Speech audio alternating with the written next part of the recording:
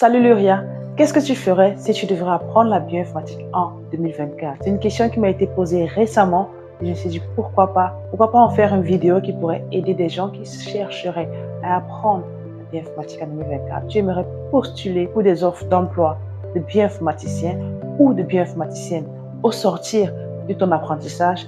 Je te partage mon parcours et te dire les erreurs que j'ai commises et ce que je referais différemment qui pourrait t'aider à sécuriser un emploi plus rapidement.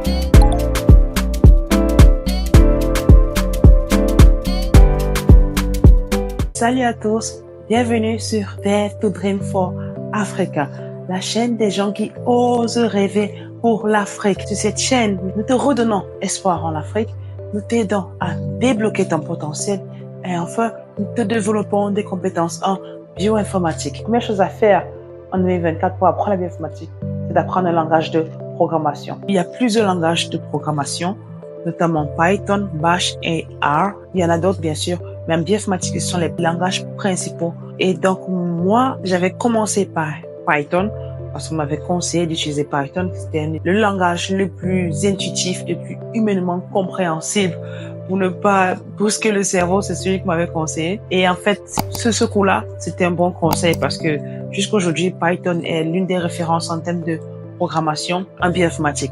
Donc, c'est le langage de programmation principal que moi, j'apprendrai en 2024. D'abord, Python. Et ensuite, une fois que tu as Python, tu maîtrises les compétences de base pour analyser tes données avec Python. Le deuxième langage de programmation qu'il faudrait apprendre, c'est Bash. Bash te permet de communiquer avec ton ordinateur en utilisant le terminal, d'interagir et d'automatiser tes tâches. Tu pourrais lier Python et Bash ensemble et faire des tâches qui te prendront en principe des semaines ou des mois, de les faire en quelques minutes ou quelques heures et sans avoir besoin d'être présent. Donc, c'est l'avantage de connaître les langages de programmation tels que Python et Bash. R est également utilisé, mais beaucoup de personnes préfèrent commencer par Python et Bash parce qu'après, c'est facile de migrer vers les autres et revenir. Et comment faire donc pour apprendre ces langages de programmation en 2024? Eh bien, c'est très simple. Il faut faire des recherches sur Google. Et à la base, c'est comme ça que moi j'ai procédé à des recherches sur Google et tu vas trouver plein de ressources. Mais je te comprends. Quelle est la ressource à utiliser pour te permettre d'avancer plus vite parce qu'il y a beaucoup de bruit. À l'époque, déjà, quand moi j'apprenais ça en 2018, il y avait déjà énormément de ressources et je ne savais pas avec quelle ressource me donner, laquelle était la meilleure, la plus adaptée à mes besoins. Et moi, m'avait conseillé à ce moment-là Python for Everybody, qui est un cours, et c'était un cours que j'avais eu à faire en 3 ou 4 mois. Je te laisserai le lien si tu as envie de le faire. Il décortiquait tout Python du début à la fin et avec des projets d'application en programmation. Je pense que le cours était un peu difficile. Au début, ça va. Dans le premier module, le deuxième module, le troisième module, c'est passable. Mais une fois que tu es au quatrième module, cinquième et sixième, ça commence à devenir un peu plus lourd. On a commencé à avoir du mal à trouver les réponses, à résoudre les problèmes. Et franchement, si moi, je n'avais pas été recommandée par quelqu'un qui m'avait mis la pression pour le faire, je pense que j'aurais facilement abandonné. Mais je pense que pour quelqu'un qui n'a pas toutes les maîtrises de la programmation ou alors qui a une facilité à abandonner très vite, ce n'est pas forcément le bon choix pour débuter parce qu'il y a la possibilité d'abandonner. L'autre ressource que moi j'ai découvert pour apprendre Python, c'était Kaggle. Kaggle, c'est un site qui est complètement gratuit et permet d'avoir plein de ressources, notamment l'introduction à la programmation en utilisant Python. Et c'est plus facile à digérer pour booster la confiance. Et si je l'avais connu avant, je pense que j'aurais commencé par Kaggle avant d'aller vers un cours plus rude. Donc, c'est un threshold à avoir entre commencer par Kaggle, qui est en fait plus facile à maîtriser et d'avoir un résultat plus rapide, et commencer par un challenge qui est un peu plus relevé avec peut-être par exemple un cours de Coursera, tel que Python for Everybody, qui est aussi digeste mais qui est un peu plus difficile sur le long terme et qui pourrait te faire laisser des plumes en route. Mais à la fin, si tu réussis à l'accomplir, le reward, la récompense est d'autant plus grande parce que tu sais que tu as fait une avancée très majeure parce que le projet à la fin devient très intense. Donc, c'est un threshold à savoir de ta personnalité, tes besoins et la facilité à laquelle tu penses progresser. Et aussi, en termes de finances, Kaggle est complètement gratuit. Tandis que Coursera, si tu veux une formation certifiante, Coursera payant.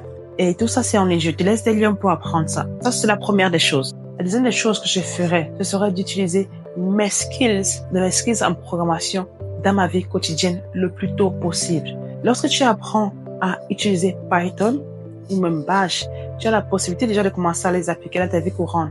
Tu pourrais par exemple prendre Python avec Panda, voire nettoyer tes data. Et je pense qu'en faisant ça, en pratiquant de manière routinière comme ça, c'est plus facile de maîtriser ces skills-là, de les avoir sur le bout des doigts, de ne pas rester dans le cycle vicieux de l'apprentissage permanent. Parce que souvent, l'erreur qu'on commet, ou l'erreur que moi j'ai commise lorsque je commençais à apprendre la informatique, c'est que je finissais un cours, j'allais à un autre cours.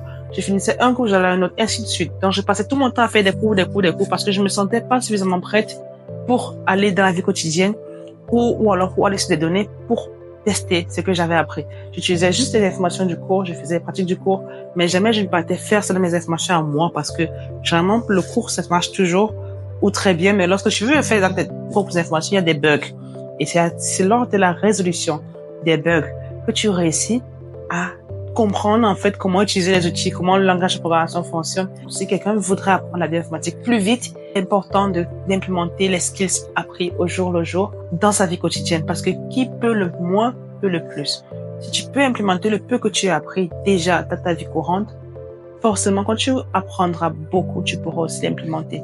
Mais si tu apprends beaucoup et tu penses que tu vas implémenter tout à la fois sur tes données, généralement, tu es bloqué parce que tu n'as pas tout maîtrisé et tu as tout oublié à faire la fin. La troisième des erreurs que j'avais commises, c'est que, très importante et qui est liée justement à la précédente, c'est qu'il faut impérativement utiliser les skills sur des données réelles. Donc, il est important de chercher des données réelles. Si tu as des données déjà séquençage, commence déjà à les utiliser. C'est très cool pour toi parce que tu peux déjà commencer à les utiliser.